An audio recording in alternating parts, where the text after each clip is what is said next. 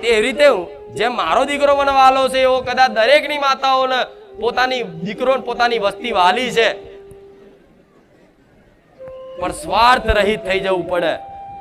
પ્રેમ કો ભક્તિ કોને કહેવાય? પ્રેમ. ભક્તિનું બીજું નામ શું? પ્રેમ. પ્રેમમાં સ્વાર્થ હોય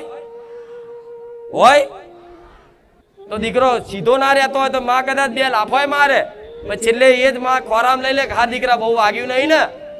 કેમ કે માની અંદર કરુણા દયા છે અને માં એના દીકરાને પ્રેમ કરે છે.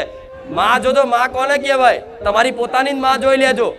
તમે તમારી કોઈ ઘયડી માં ઉંમર લાયક માં હોય ને, ભલે કદાચ એને તમે નહીં રાખતા હોય, એને કદાચ કાઢી મૂકો ને અને કદાચ કોઈ વાતે તમે દુખી થાવ ને તો પહેલી એ માં રોશે, ચિંતા એ માં થશે.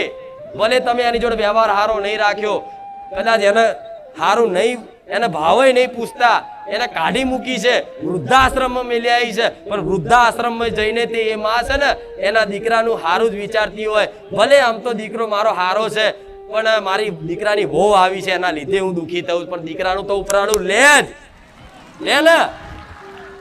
આ શું ખોટું?